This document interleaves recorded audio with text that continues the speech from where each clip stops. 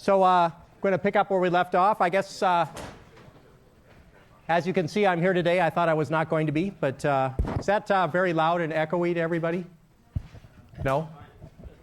Okay, so it's just in my head. The voices in my head don't bother you guys too much, right? Good. Okay. So if you remember last time, we actually talked about several implementations of locks. And in particular, one of them was we talked about how to use interrupt disable as kind of a meta mechanism to construct locks. And we sort of said you don't really want to be disabling and enabling as your locking mechanism because that's just way too, way too drastic. Okay? But instead, we could do something like this, where we essentially said, well, our lock is a variable in memory, and we're going to use the interrupt enable and disable to use this variable to turn it into a lock. Okay, so for instance, for acquire, we basically did a disable interrupt, did some stuff, and re-enabled. And this stuff here, this critical section in the middle, is really the implementation of acquire, and this was the implementation of release. Okay? Now, did anybody have any questions on this implementation? Do you see what I'm saying about not actually using, we're not using interrupt, enable, and disable as the lock. Instead, we're using it to construct a lock, which then we use later for something else. Okay? Were there any questions on this? Okay, now, of course, the important part here, as you can well see, is somehow we've got to simultaneously put the thread on the wait queue and go to sleep and possibly re-enable interrupts or something all kind of atomically here. And that was a little bit of a tricky part that we had to discuss. And we showed you how Nachos actually does that. And the simple idea behind Nachos is when you're in the sleep code, interrupts are off. And so as a result, you know that when you exit the sleep code, interrupts go back on again. So here, the fact that interrupts are off and we go to sleep is actually okay, because in the middle of the sleep code, after a context switches, it'll start somebody up, and when they emerge from the sleep code, they'll re-enable interrupts. Okay? Subtlety, but hopefully not too bad for everybody. This is what I would call a software engineering convention.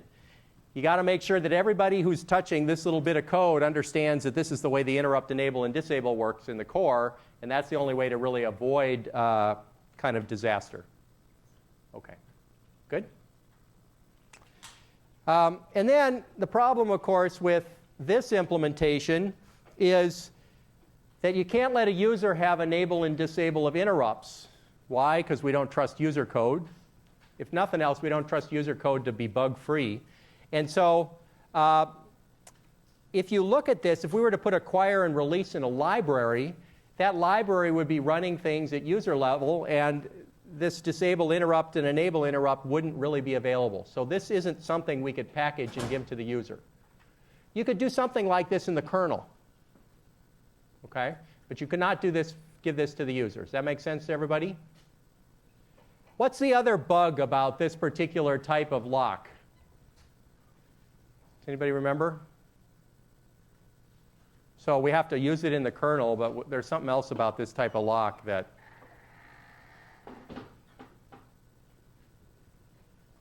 maybe has something to do with more than one processor. Does anybody remember what the story is? Anybody? Yeah, go.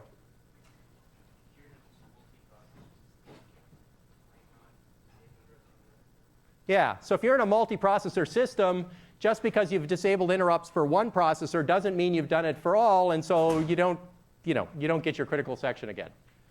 It is true, most single-chip multiprocessors, which we are calling either multi or many-core, actually have the ability to reach out and disable interrupts for all cores, but that, again, is pretty drastic, and you probably don't want to do that. So then we talked about using test and set, which is actually a hardware instruction primitive that works in shared memory to build a lock, and essentially we can build a pretty good lock. There's still some busy waiting, but it's not too bad, and this code looks almost identical to what I just had, except that the red pieces now, instead of, being an enable and disable interrupts, are really grabbing this guard lock and releasing the guard lock. Okay? And you can see here the busy waiting piece is right there, right? We say while test and set on our guard, we spin. Can somebody tell me why maybe you could make an argument that this busy waiting isn't so bad? Can somebody attempt to make that argument? Yeah. Yeah. So about the only argument you could make to justify busy waiting, and I might actually buy it here, is the critical section is so short that you're not really spinning for long. Now, of course, there is that unfortunate time where where the person who grabs the lock just as things switch, and maybe you're spinning there as well. So there's still a few bad cases here, but it's not too bad. Okay. Now, again, also we're going to go to sleep and turn the guard off at the same time. So there's some atomic mechanism we have to come up with there. Okay, that's all I'm going to review from last time. Are there any questions? Okay. Oh, actually, let's talk about semaphores. So at the very end, of course, we talk about semaphores. Remember, the semaphore was a non-negative integer-like item that supports only the following two items, P and V. And that's it. So you can't look at the value. You can't increment the value except by using P. You can't divide it by 5. Okay? So basically, once you've created your semaphore, you're stuck with it as a hidden value inside. So the only time you can touch the integer is at creation time. And then P and V are the two atomic operations, P being the decrement the variable. If it's 0, before you decrement, go to sleep and wait until it's above 0 before you decrement. And V says increment, and if anybody was sleeping, wake them up. All right? And the only time you can set the integer is at the very beginning. And the semaphore was basically from a railway analogy. And here was the example. Here's a semaphore initially set to 2. The first P that gets executed decrements it. The second one decrements it. The third one comes along, goes to decrement it, sees there's a 0 there, puts the thread to sleep instead. So now we can essentially have two threads sharing a resource or two threads in a critical section or something. It's up to you. How do you want to interpret this? And then, of course, when this one exits and executes V, it immediately wakes up the sleeping thread, and now it exits from P, having decremented the value back to 0. And if you look really closely, you can kind of see increment, decrement right there. Okay? So these P and V operations are atomic, so it's never the case that you can kind of get a half, two P's going on simultaneously such that the value ends up below 0 or something like that. That never happens. Okay. Good. Any more questions on semaphores? Okay, so today I want to push forward with synchronization. So you people that are sitting on the floor, come on in, find some seats. Don't sit on the floor. No sitting on floor. There's plenty of seats here. So today I want to talk about monitors in a lot more detail than we did in the 2 seconds at the very end of the lecture last time. Hopefully you heard a lot about monitors in section on Friday, but we're going to push on that a little more. And after we talk a little philosophy, we're in fact going to go through what I call the reader-writer example. I don't know if they did this in section on Friday or not, but we're definitely going to do some more. And then we'll close up by talking about how some languages give you actual synchronization support. So at the very end of the lecture last time, we built this Coke machine, which looked like this. And it was built with semaphores. There were 3 semaphores. One semaphore was mutex, which is a lock, basically, and we set it to 1. Okay, does everybody see why that's a lock? Right? Because the first one tries to do it, does a mutex.p, and they make it through. The next n of them that try all go to sleep. When you exit the lock, you execute a .v that wakes up people, and the first one that actually successfully wakes up and starts running P will win. Okay, and then we had 2 other semaphores, which were really resource constraints. And these 2 semaphores, you could kind of ask why 2. I guess one reason for there being 2 is because there's no such notion as a double-sided semaphore. Okay, so one of them is tracking how many Cokes there are in the machine, and the other one's tracking how many empty slots that don't have Coke in them are in the machine. Okay, so these are like electrons and holes or something. And if you notice, what the producer does is the first thing it does is it says, well, check and see whether there's space in the machine. If not, go to sleep. Yes, go ahead. Right. The mutex is because you assume that NQ and DQ can interfere with each other. Well, the mutex is because we assume that NQ and DQ are non-atomic things, and if two people execute either NQ or DQ simultaneously, it'll screw each other up. Yeah. I mean, let's imagine that we have a linked list and one's always taking something off, but at the end of the linked list, one's always adding to the end of the linked list. If you have multiple elements in there, it doesn't really matter that they're interchanged at all. Because one's moving pointers to the first, one's moving pointers to the front. So the suggestion. That's non-interfering, so you can let the NQ and DQ happen at any interleaving. So the suggestion here is that with linked lists, you might be able to have NQ and DQ work without locks around them. That's very challenging to get right, because even those pointers you're trying to manipulate can get screwed up. You got to be very careful on how you do it. Now I'm going to show you actually a little bit later in the lecture how to use something like compare and swap to do kind of what you want, but that's very tricky to do right. So let's pull that one off the table now, because it's more likely you get it wrong than right. So the mutex is really protecting the fact that NQ and DQ are kind of non-atomic. They got heads and tails, and you're putting stuff on them, and you don't want both of them running at the same time because you're going to screw up the Coke machine. So what the producer does is it says empty buffers. If there aren't any free buffers, it goes to sleep. Otherwise, it enqueues a can of Coke, and it does that atomically. That's why we grab the lock and release the lock. And then at the end, it sort of increments the number of Cokes in the machine, which, by the way, wakes up a student who might be, went to get Coke, said, is there a Coke in the machine? The answer is no, because this was 0. They go to sleep. This full buffer will wake them up again. And then the same thing, we DQ. We wake up the sleeping Coke machine guy. Is that what this guy will do if he happens to be sleeping on the .p, and we return. Okay? Was this clear to everybody? Now, the problem with this, of course, is it's messy, right? I mean, we got all of these semaphores, and we got a mutex. And the semaphores, there's two different types of semaphores. One type is for locking, and the other type is for resource constraints.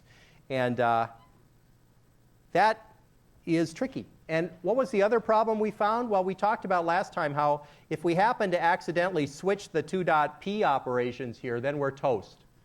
Okay, and the reason we're toast is because this .p grabs the lock on the Q, and then if we happen to go to sleep with that lock, then what we've done is we've deadlocked the system, because we've grabbed the lock, we've gone to sleep, and now nobody can ever get the lock, including potentially a student who needs to wake up to take a can out of the Coke machine so that the producer can put one in. Okay? So this particular code does everybody catch why the switching of the P's gives you deadlock? If not, ask the question now. Okay, so this is nice code and all, but it's, how do you get it right?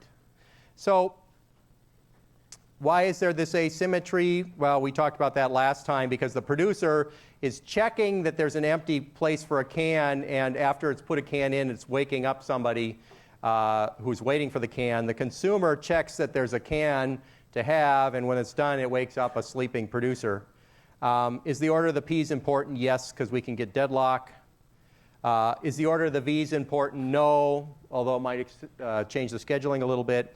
And then what if we have 2 producers and 2 consumers, or n producers and n consumers?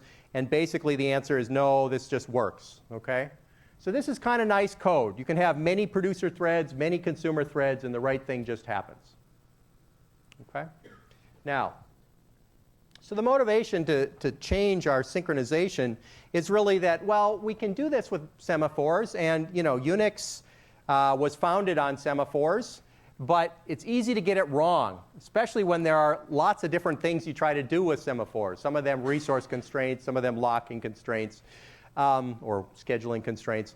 And so the cleaner idea here is we're actually going to use locks for what they're intended for, which is mutual exclusion, and condition variables for the scheduling constraints, and that's basically what we get when we have a monitor. And the definition here is a monitor is a lock and 0 or more condition variables. Now, The 0 part means it's a very boring monitor. It's just a lock, right? But technically speaking, you could write code in a monitor style with no condition variables, and I guess you could call it a monitor. Some languages actually put monitors in the language. I'll show you that at the very end, how Java gives you monitors. What you really ought to think about in this class, other than the way the book talks about monitors, is that monitors are a programming style or paradigm. Okay, think of monitors as a pattern that you're going to use for programming. Yes, they're in some languages, but the book basically says monitors are a language item, or they basically say that it's something that's in the language. And the right way to look at it is monitors are the style of programming that languages help you with. Okay? And the lock is always going to be there to provide mutual exclusion to shared data. You're always going to acquire before accessing the shared data, release after finishing with the shared data, and the lock is initially free. And here is a very simple monitor example, which is an infinite synchronized queue. Now, notice we have a lock and we have our queue. Okay, and the way we add to the queue is we acquire the lock, we enqueue an item, we release the lock. Now, this is not a special lock-free algorithm, so we need to acquire and release. And the way we remove from the queue is we acquire the lock, we dequeue, we release, and we return. Okay? And technically speaking, this is a monitor, but it's a pretty boring one because it's got no condition variables in it. And it's also got this really messy thing to it, right, which says that you can actually get back null. It's possible to dequeue and find nothing, and so that some thread that executes remove from queue could actually come back with null. Okay? And the reason that's messy is, well, what do you do with null? I don't know, you loop and keep doing return, remove from queue over and over again. Well, suddenly we're busy waiting. Okay? So, does everybody see why this isn't particular? I mean, this works, but it's not a particularly elegant way to build a queue. What we'd like instead is that the thread that tries to execute remove from queue actually gets put to sleep until an item shows up. Okay? Questions on this example? Why is this an infinite queue?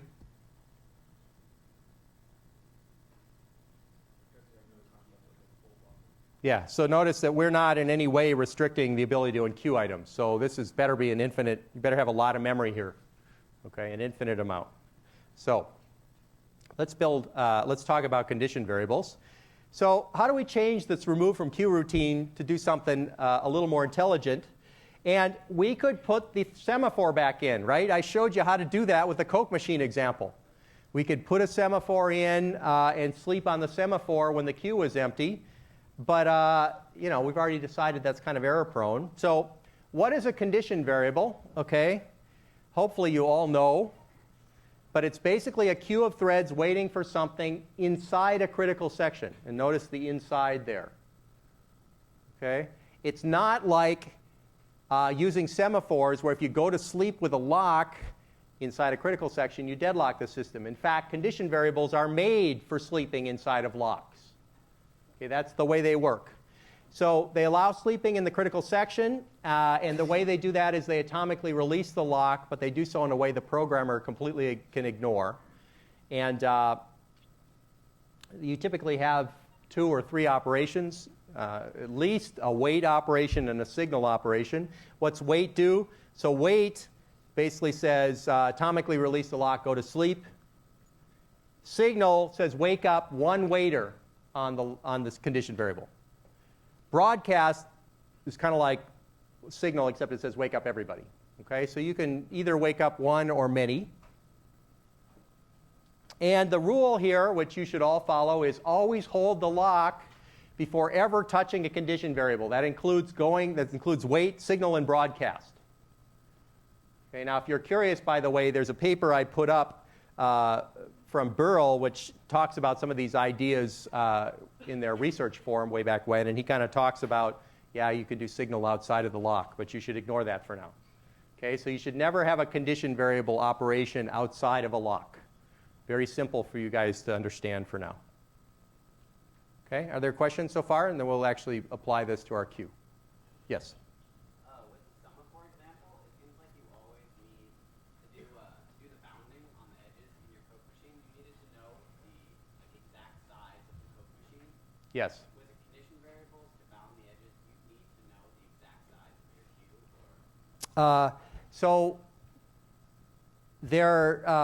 So there's different queues involved here. So in the case of the semaphore with the Coke machine, it's the integer we initialized it at, which is the size of the Coke machine.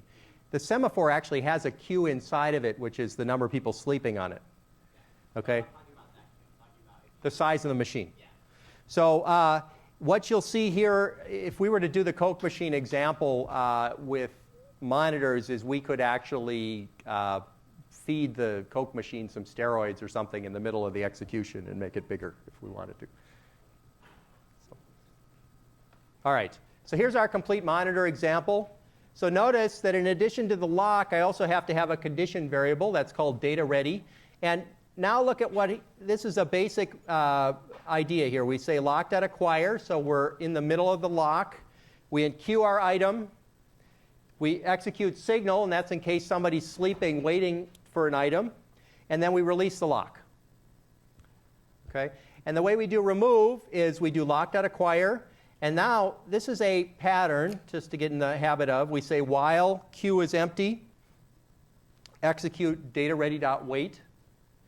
And then when we fall out of the while loop, we dequeue the item, we release the lock, and we return the item. And in this case, we know the item is always non-null. Why? Yes? That's right, because if it was null, I would not have exited the while loop. Now this code is deceptively simple, hopefully. But there's some subtleties here you ought to look at. So first of all, notice inside of the lock, I acquired the lock and I released the lock down here. And while I'm in here, I'm in the lock inside the critical section, which means I actually went to sleep with the lock. Everybody see that? Okay, I went to sleep with the lock. Now, does that warp your brains a little bit? No? Now, it's probably okay for most of you because I told you you have to go to sleep inside of a lock. But if you think of it if you think a little deeper than that, you're going to start wondering a little bit here, right? Because if I have the lock and I go to sleep, then how can anybody add to the queue because they can never acquire the lock?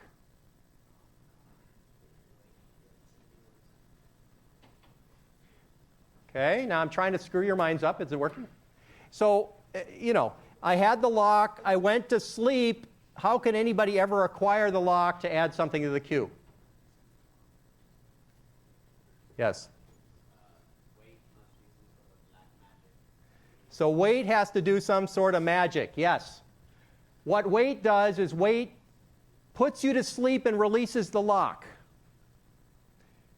Same time. And before you ever exit wait, it reacquires the lock. Okay, so that's the magic. But that magic is inside of the implementation of the condition variable. So you as a programmer don't have to worry about it. Now you as a implementer of condition variables have to worry about it.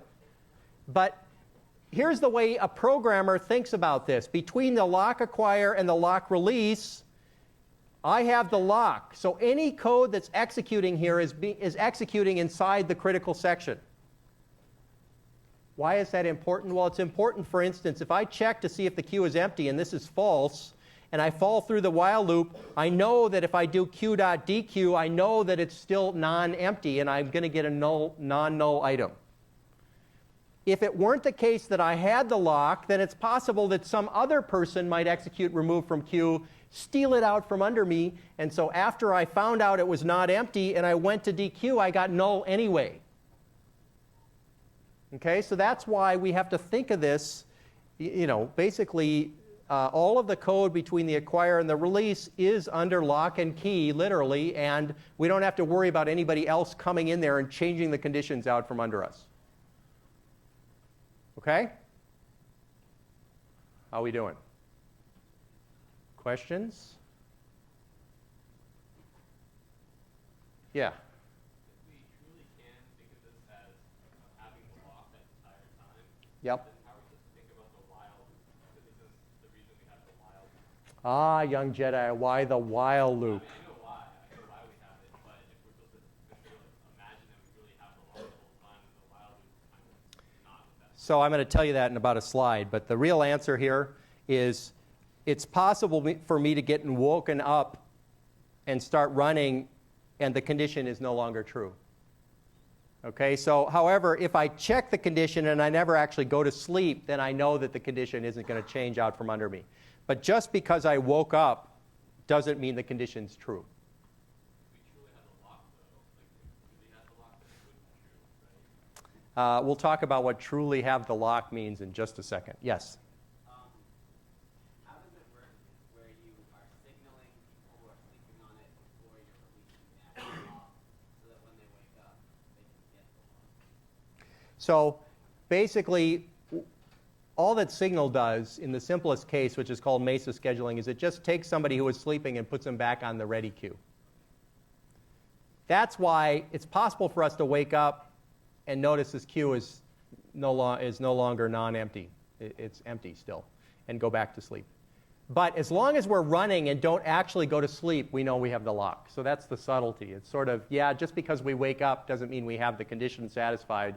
But if we never go to sleep and we're running, then we know the condition's not going to change out from under us. Okay. So let's, oh yeah, one more question, and then I want to hit on that. Huh? Oh, okay. All right, no actual question. All right. So let me tell you about scheduling. So why this while loop? Okay, let me hit on this a little better.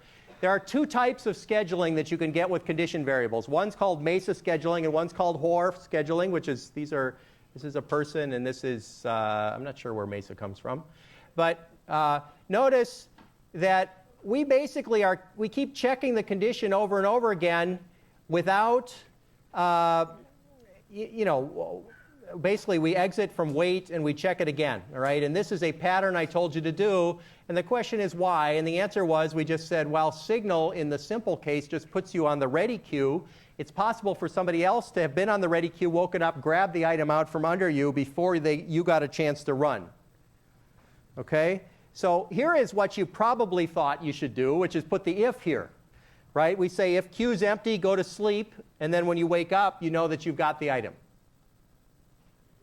Okay, so this, how many people think this looks more natural from the way I've described condition variables?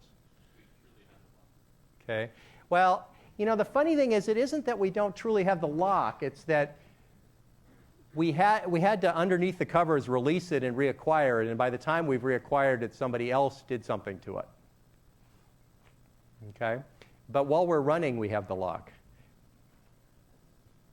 So let me just tell you, the answer depends on the type of scheduling, okay? And the most textbooks talk about the simple version of this, which is the Hoare-style scheduling, which says the signaler gives the lock immediately to the person they're waking up, and that person immediately runs with the lock. Okay, so you go to Signal, you hand the lock to the consumer wakes up, grabs the item off the queue, returns to the signaler exits. Okay? This has some, I would say, some academic interest to it in that it's sort of simpler to talk about what order things run in. Okay? The problem with it, though, is that it's messy to implement for real. And what's much better is this Mesa scheduling idea, which is all that Signal does is rather than giving the lock to somebody immediately, it just basically takes somebody they're waking up, puts them on the ready queue. And it's up to the person who has been woken up to immediately recheck the condition before exiting and considering the condition to be good. Yes? Okay. I might not have understood, but is it possible that, like, when you signal someone and before you release the block, there's some kind of context switch, and then somebody tries to, and they're all on the ready queue, and then they try to reacquire the block, and now they're sleeping. So let's assume we've got Mesa scheduling. You're asking, let's actually go back to our picture here. You're saying, is it possible that I go to signal them, and before I release the lock, somebody gets in there and grabs things? Is that what you're asking? So the answer to that is no, because we still have the lock. Okay? But if all that Signal does is takes a person off of the wait queue and puts them on the ready queue, then we release the lock, and it's possible that some brand new person, not the one we just woke up, but some brand new person comes in, runs remove from queue, grabs the lock before we actually start running again, and grabs the item off of the queue, and then we start running, we get the lock, and we say, oh, the item's gone. I was asking, once you signal and those people are on the ready queue, right? Yep. Before you release the lock, is it possible for them to try and acquire? Okay, wait, no, I think I got it. Okay, he's got it. Good. I won't touch that question because it sounds like he's got it. Are there any other questions? Yes. What if you get context switch, say the timer goes off after you signal before you release the lock? So if you get context switched after you signal but before you release the lock, then what happens is hopefully everybody else who's trying to reacquire the lock, I mean, they're going to go to sleep and acquire, and you're eventually going to come back. Okay, because you really have the lock here, so it's not like anybody else can run. At least nobody associated with this data. That's a good question. Okay. But you have a follow-up question.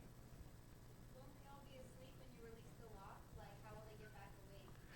So the point of the way a lock works is that basically people that are sleeping on the lock, when you release, then one of them will wake up. Because that's the semantics of a lock. They might be sleeping on the condition variable, but that's not really possible because they might acquire the lock by that time. So if they're still sleeping on the condition variable, then they won't be sleeping on the lock. But if they've been woken up from the condition variable, they might be sleeping on the lock. Ah, yes. Now, as you can see, you can arbitrarily warp your minds by trying to think down the pattern here too far. Now, the right way to, and I'm not saying that's not good because you guys are in an OS class. You're supposed to do that. But the other thing you need to do is there should be your implementation brains, which are going down this path, and then there should be your programmer brains, which are saying, how do I think of this pattern?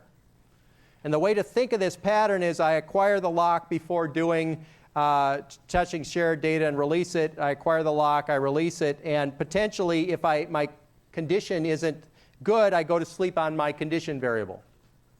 And by the way, it's a good idea to always do while in the outside chance you got, or probably good chance you got Mesa scheduling. Okay? So you need to separate your brains into two pieces here, right? There's you as an OS person and you as a programmer using condition variables. Okay. Good. So, any other questions before we do administrivia? Okay. So, first design documents due tonight. Woohoo! It's due at 11:59, 11:59:59, whatever, and 59, and 99 milliseconds or whatever, centiseconds. Excuse me, 99 centiseconds. Okay.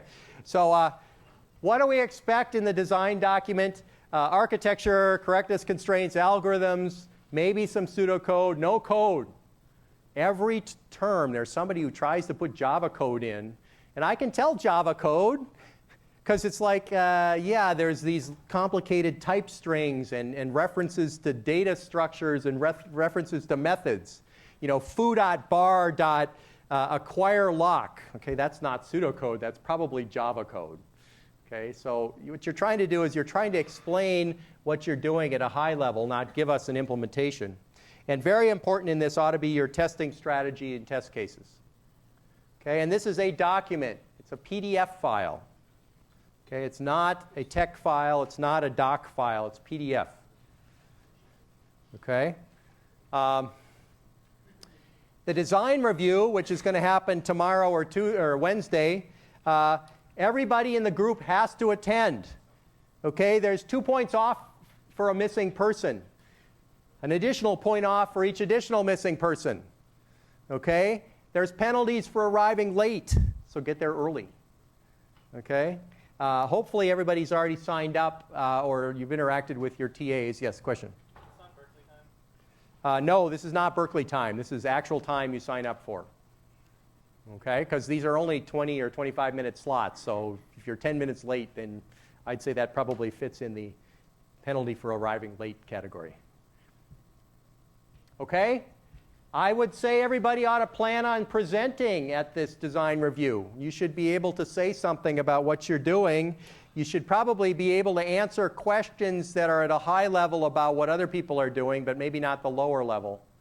Okay? So I'm assuming people are clued into what's going on. Question? Yes? I see. Who is your GSI? Aha. Is Christos here?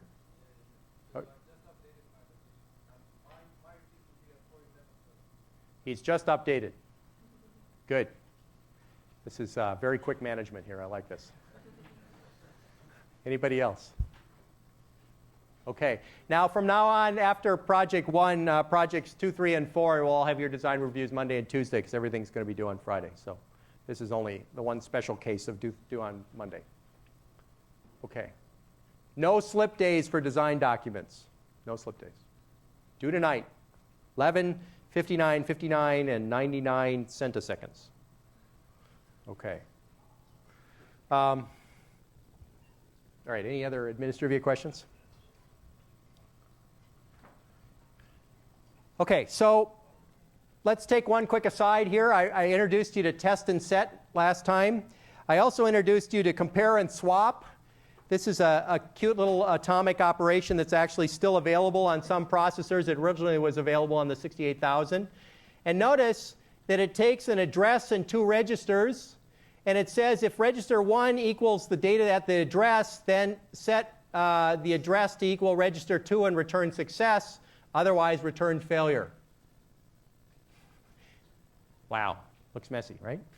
Turns out it's pretty cool. Okay, so for instance, what we can do, among other things, with this operation is we can do an atomic add to linked list function with no locking.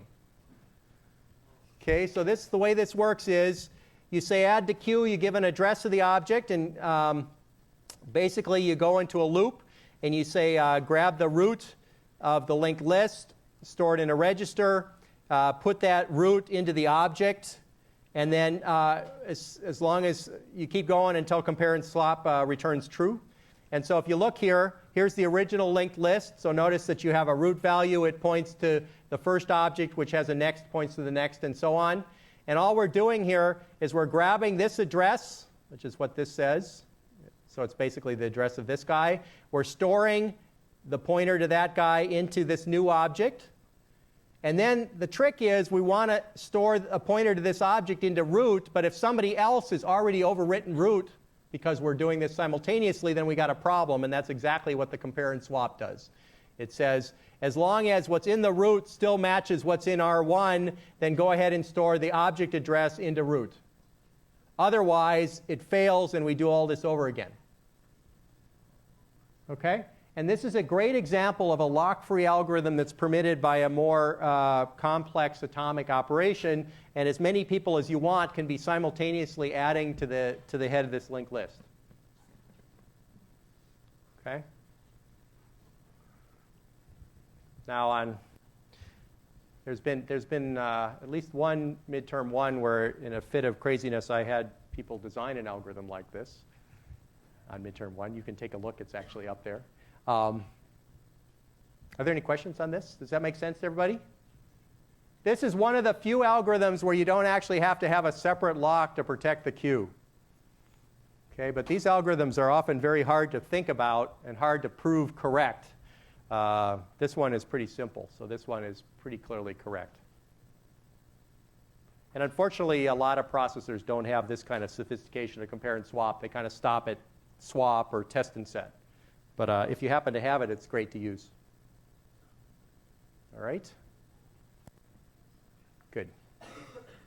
So what I want to do for the rest of the lecture is I want to go through an explicit, more complicated example of using a monitor called the reader-writers problem. And the reader-writers problem is basically a shared database where we can have many readers, but only one writer at a time. Okay, so their readers are never modifying the database, and writers are actually modifying the database. And if you think about it, one of the problems with an example like this, if we're not careful, is if a writer is halfway through modifying something and then a reader comes along and gets a half-modified record. Okay, that'd be pretty bad. Okay, that'd be something potentially very inconsistent. Or you got two writers going on simultaneously. That's clearly bad. Okay, because then you get kind of half screwed up records. So can somebody give me some simple constraints on what we probably want to make sure we do with this database? Make writes atomic. What does that mean? It means that if you do a write, it does not appear for write. Right. So when writers are happening, we want to make sure there, in the simplest case, no readers going on, right? Okay. What else do we want to make sure? Yes. Okay. Read can't occur during a write. Yes. What else? That's kind of the same thing. Somebody give me a constraint on writers. Yes. Only one writer at a time? Somebody give me a constraint on readers, or is there one? Yes? Only one reader can acquire the lock at the same time. I don't know. Like you can have multiple readers, but like only one. I guess that's two limitations. So what you really want to say is you can have more than one writer or more than one reader at a time is what you want to say. Okay, I'll buy that. So do we want to add a single lock on the whole database? Okay, that's probably not so good because we'd like to have many readers, right? So the problem with having a lock is the reader grabs the lock, and then the second reader can't do anything. Okay, so we're going to need to be more sophisticated here than a single lock in order to do what we want to do. Does everybody buy that? Now, in reality, we want to be even more sophisticated. We're not going to do that today, but we'd like to have a separate synchronization thing for every record. But we won't bother with that today. We're going to just talk about the database as a whole. Okay? So, basic solution. So, readers can access the database when there's no writers. Writers can access the database when there's either no readers or no writers. And only one thread manipulates state variables at a time. Now, state variables are with respect to our database access solution, not with respect to the database. So by state variables here, I'm not talking about the database. I'm talking about our little access control method. Okay? So the basic structure of the solution, the reader is going to wait until there's no writers, access the database, and then at the end, it'll wake up writers if they're waiting. Okay? What's a writer do? Well, a writer kind of waits until there's no active readers or writers, accesses the database, and then wakes up somebody afterwards. Okay? So it's a pretty simple structure. Now, what's tricky about this structure, of course, is we have to know how many readers there are in the system, either sleeping or running. We have to know how many writers are in the system, either running or sleeping. Okay? So that's kind of leads us to this, which looks complicated, but it's not too bad. Notice we've got 4 variables and 2 condition variables. So the 4 variables are the number of active readers. Those are ones actually reading the database. The number of waiting readers. These are folks that want to read the database but are sleeping for some reason.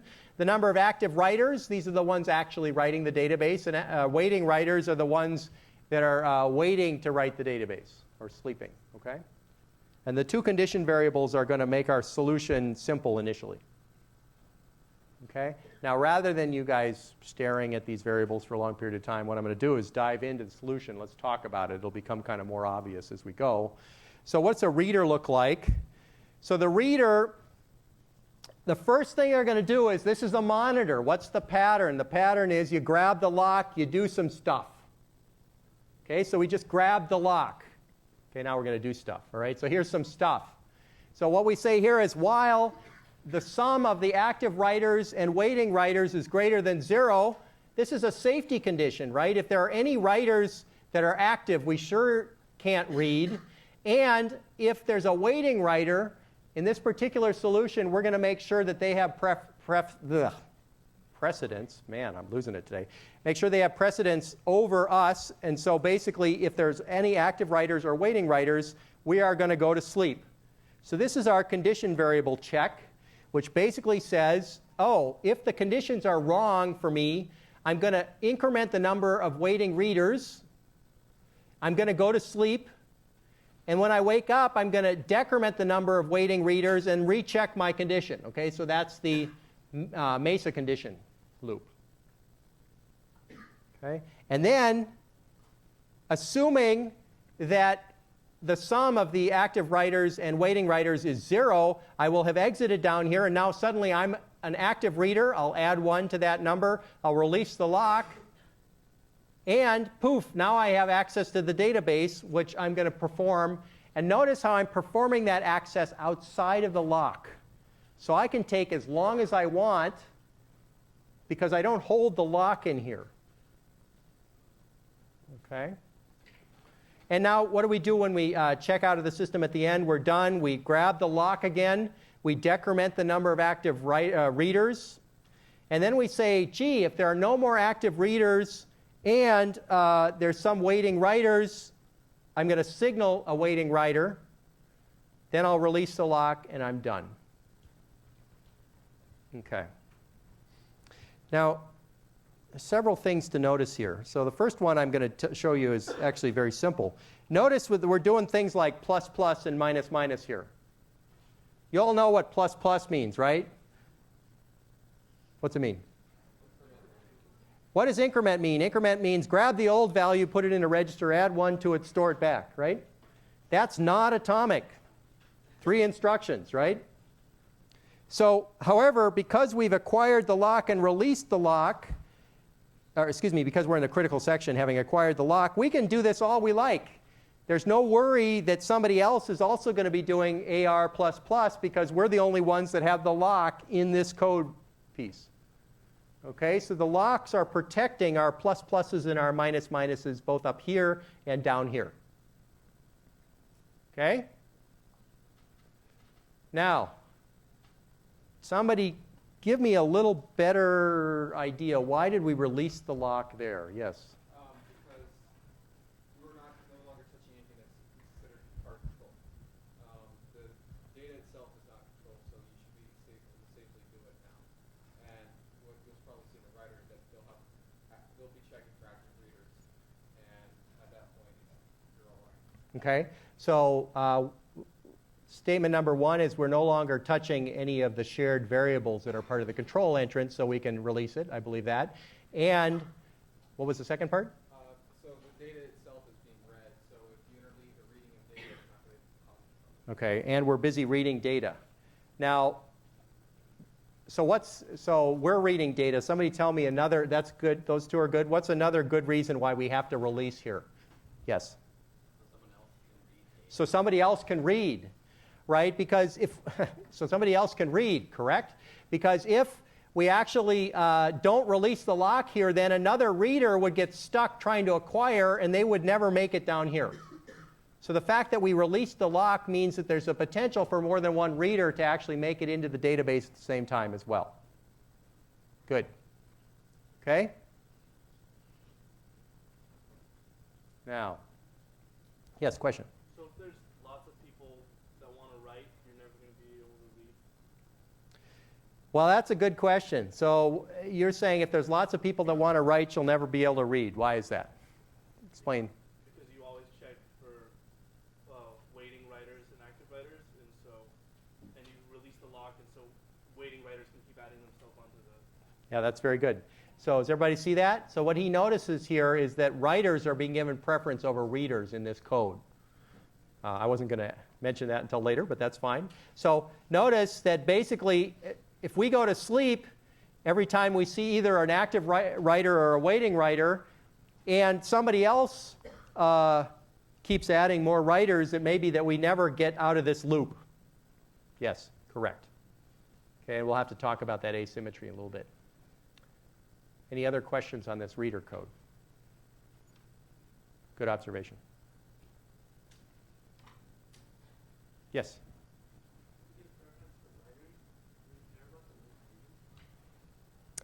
If we give preference to writers, do we care about the waiting readers? That was your question? So the reason we care about the waiting readers is because later we may need to wake them up. Yeah. Okay. So let's look at the write code here, and then we'll take a break. So let's look at the code for a writer. Says the following. First, we acquire the lock. Why is that? Because we're monitor style, and we're going to do some shared variable access. Here, we kind of say the following. While there's an active writer or an active reader, we have to go to sleep. Okay? As long as there's an active writer or an active reader, we have to go to sleep. Why is that? Okay, why do we have to go to sleep if there's an active writer?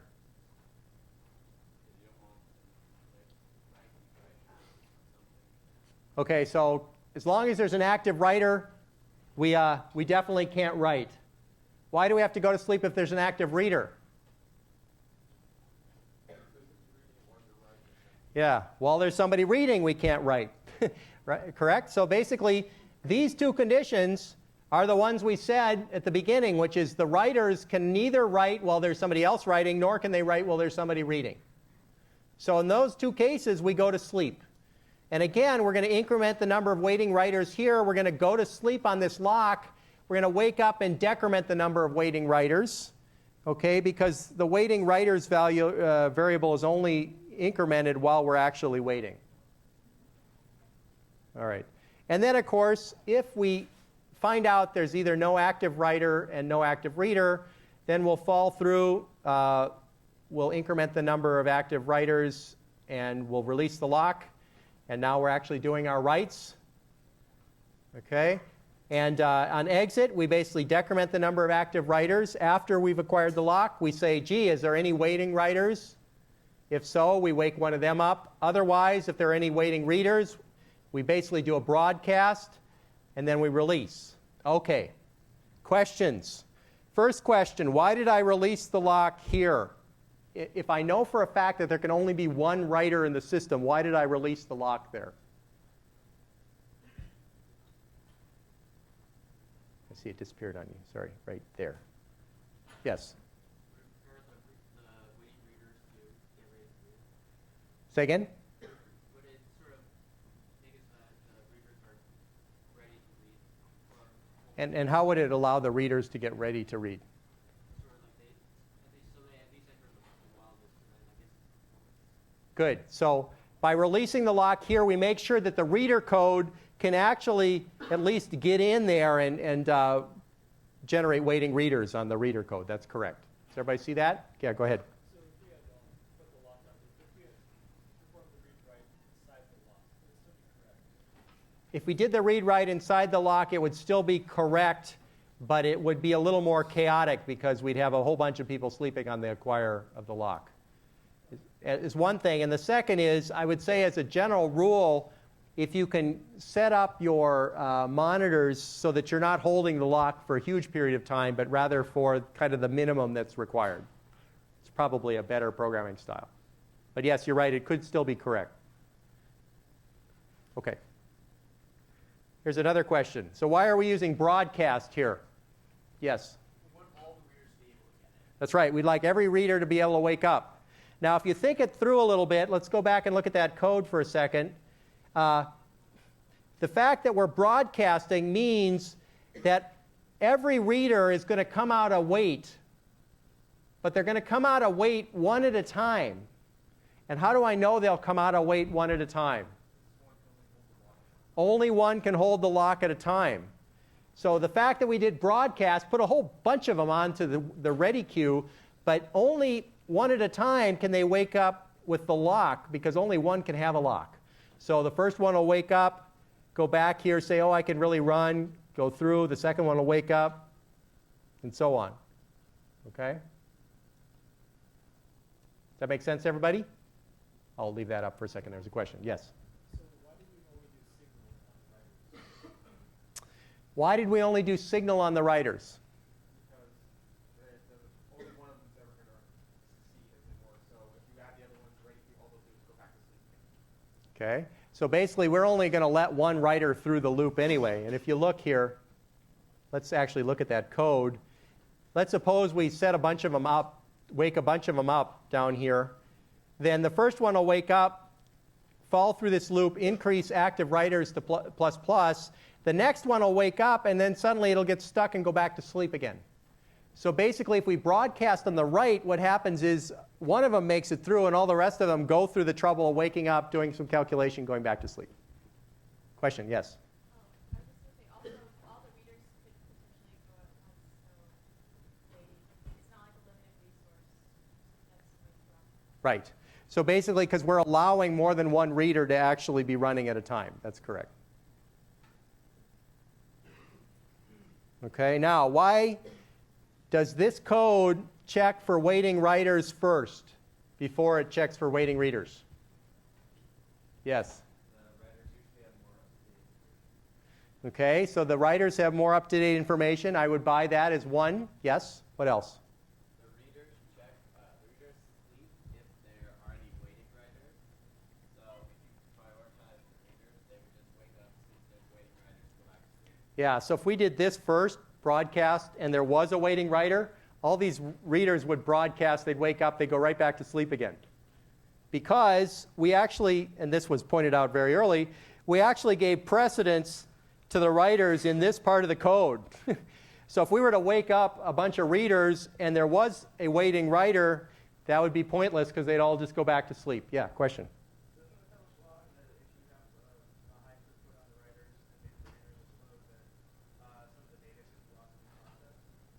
If you have a high throughput on the writers but not on the readers, yep.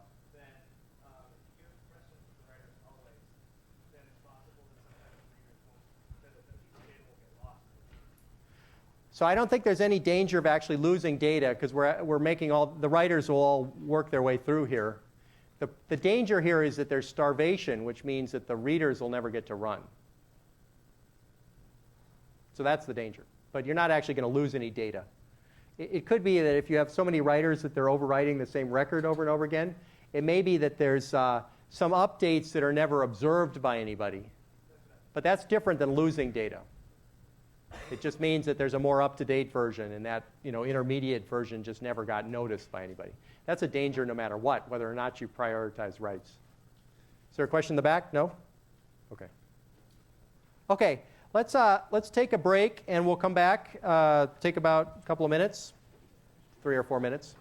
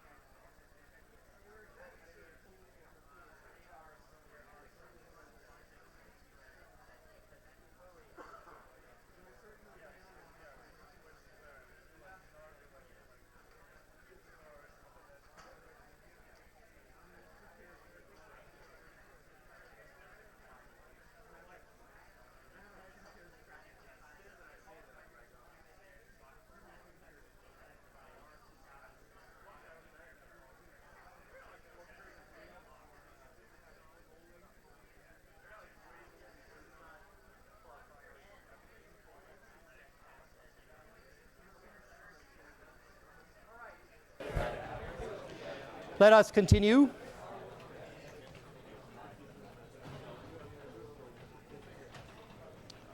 So let's very quickly go through this solution.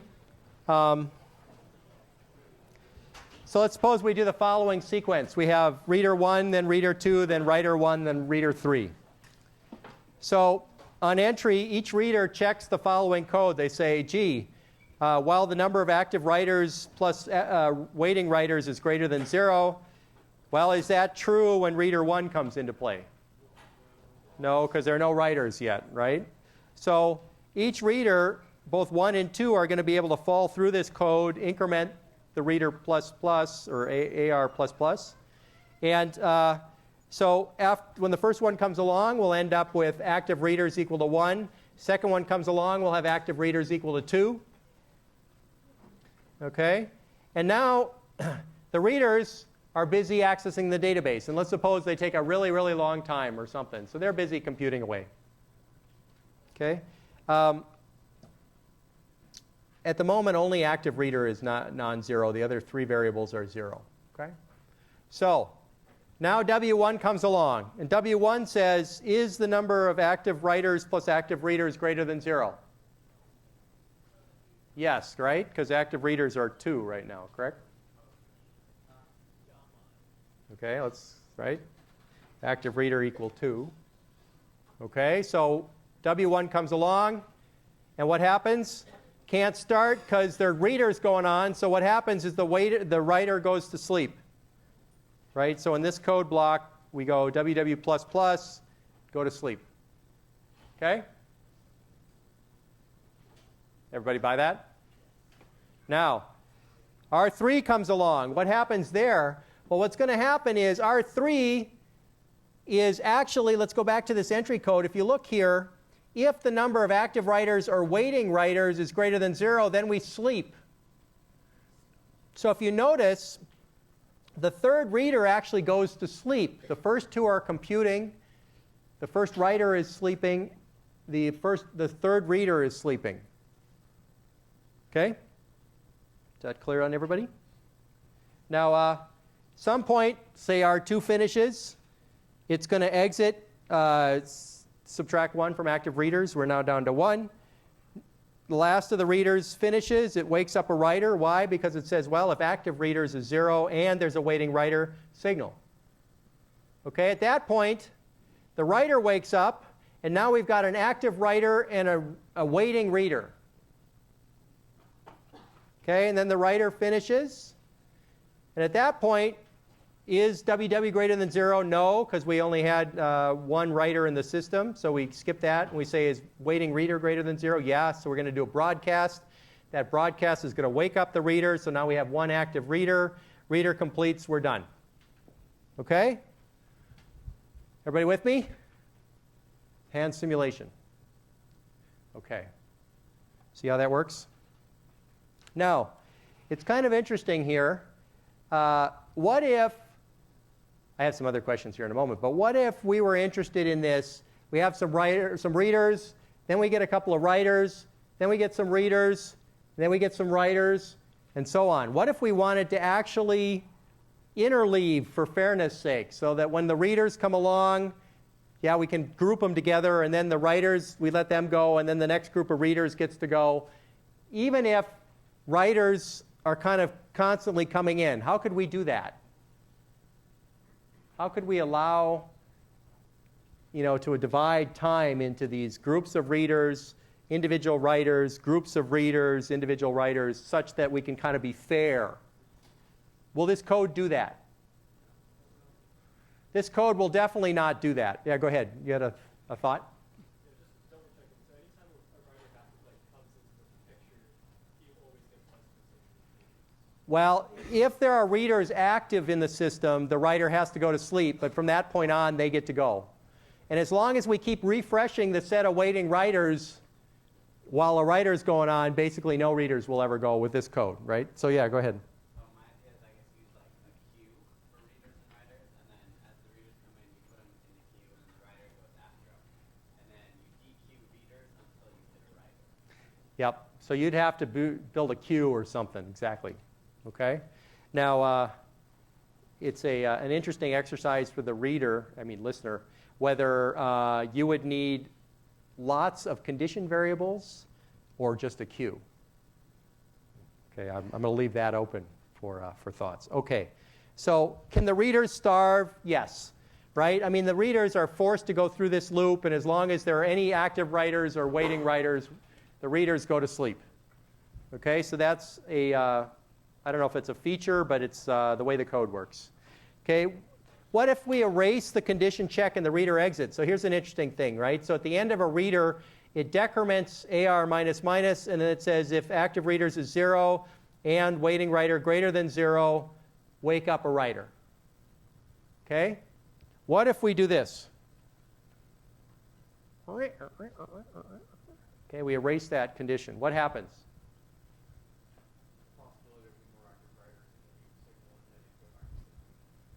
So, clearly we're going to always signal some writer if they exist when we exit from a reader. What does it give us incorrect behavior? Why not? Because the writers are also in the loop as well. So. Because, right, the writers are in a loop. They're clever enough to say, I just woke up, let me recheck my condition. Is it okay for me to run? If not, go to sleep. Okay, so the fact that we wake up the writers here, even if they're not justified in being woken up, is okay because our entry code will check it. Let's see if we believe that. Do we have the, here's the writing code, right? So if we wake up and we still have active readers, then what happens is the writer wakes up and they go immediately back to sleep again. Okay, so this actually works okay because of the correctness conditions of the while loop, even if we kind of screw up our code and just signal people just for the heck of it. Okay, now, what if we turn the signal into a broadcast?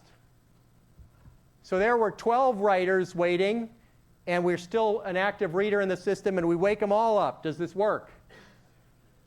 It works because every writer wakes up, goes, checks its condition, goes back to sleep again.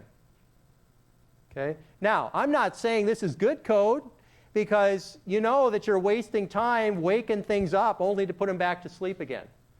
So this particular original code has a nice economy of scheduling to it, right? It sort of only wakes up people if we know that somebody can go forward. All right? What about this? Suppose that we only have one condition variable rather than two. So both readers and writers sleep on that condition variable. And at the end of either a read or a write, we just broadcast, wake everybody up. Does this work? Okay, hopefully you're all kind of into the scheme here. Yes. The reason it works is because everybody wakes up, they check their conditions. The fortunate one who happens to wake up at the right time to meet the conditions gets to go, and the rest of them go back to sleep again. Okay? Now, unfortunately, this isn't going to be very clean. Okay? And the reason it's not very clean is because there aren't any clean semantics on broadcast as to who actually gets woken up. All right? So whether or not the right thing happens according to some semantics, like writers always get to go forward. That was a clean semantic that we knew from the previous code. When we put the broadcast in here, it's no longer clean. If we have 100 writers and 100 readers, it may be that the readers get to go just because they woke up first. Okay. All right, questions? Does that make sense to everybody? So that little entry code with the while loop is really rechecking the condition. Hopefully you all see why these are called condition variables, right? Because there's a while loop checking condition, go to sleep on the condition variable. Okay, that's not an accident. That terminology is completely appropriate. Can we build monitors from semaphores? Okay, lock is easy, right? We can build a lock with a semaphore. We just use a mutex. Okay, can we implement the condition variable this way? So we take a semaphore, we start it at 0. All right, then wait puts you to sleep, and signal wakes you up. Okay, I see some nods. Does this work? Okay, how many people think this works? Yes? Yeah, so good first observation. If you go to sleep having grabbed the lock by executing wait, you've just deadlocked your system again. Right? Because remember how wait needs to somehow atomically release the lock after putting you to sleep. All right, so this code is very broken for at least that reason. Everybody see that? Okay, if you don't have a condition variable, do not go to sleep holding a lock, period. Okay, that's bad idea. So what else? Is this better? Now this is getting awfully close to what I kind of implied is going on under the covers, right? When you go to wait, you actually release the lock, and then you acquire it after you wake up again, right? This sort of looks correct. Basically Nacho's one that you actually gave us. It's similar to what Nachos does, but does this work? This is importantly different from Nachos. Does this work? Yes. Go ahead.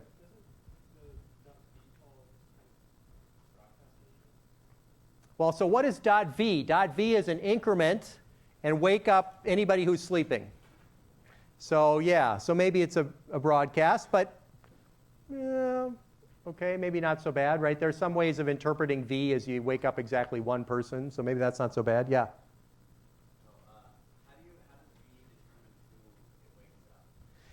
That's undetermined. Of course, signal doesn't really determine, we don't really determine in signal who gets woken up either. So maybe the who gets woken up's not a big problem here. There's another more subtle problem here, though. Yes? Should weight be atomic? Yeah, I suppose. The question on what's atomic or not is really about whether you could observe the difference or not. In this case, the atomicity may or may not be a problem. But yeah, actually, there may be some atomicity issue. So that one I'll buy. Okay. Here's a more interesting problem. We'll get to your atomicity problem in just a second here. Conditional variables have history. Have no history. Semaphores have history. Look at this. What happens if a thread does signal and there's nobody waiting? Nothing. You could signal your heart's content. Signal, signal, signal, signal, signal. You could have a loop that signals for 1,000 times. If there are no threads to wait, this is like if a tree falls in a forest, does anybody hear anything? No. Okay, except for the crickets, right? So what happens if a thread later does wait?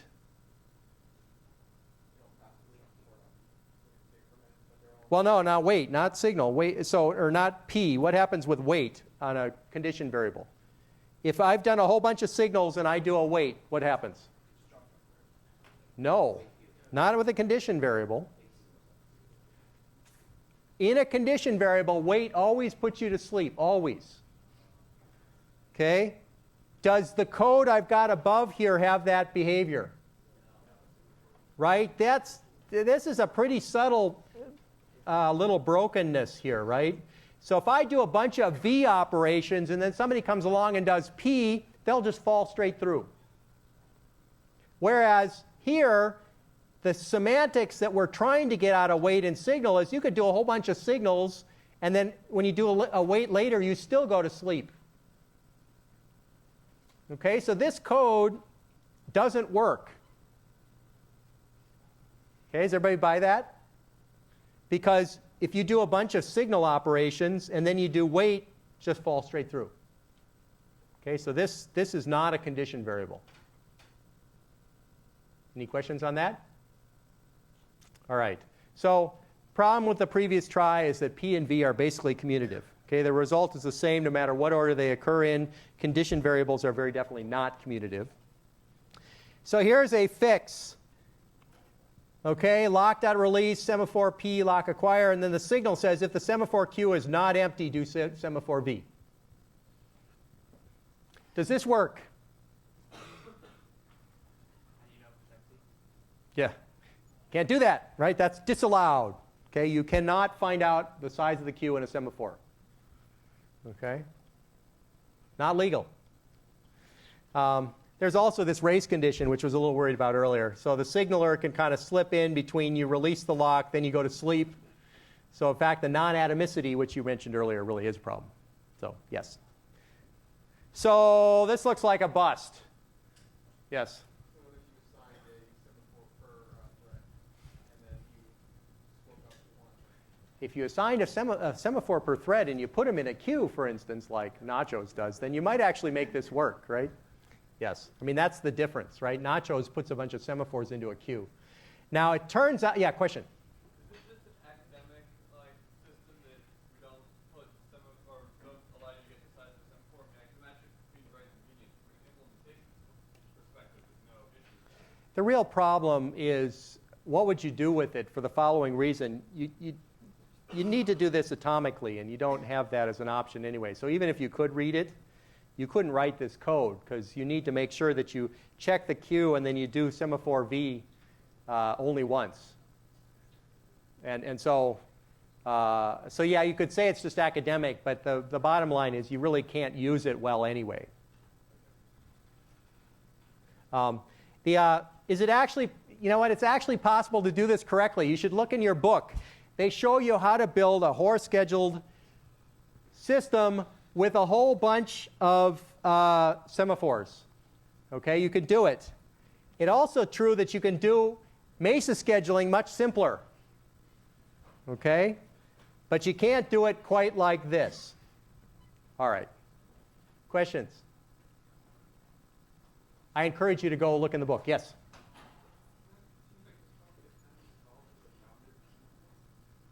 So you need a bounded semaphore.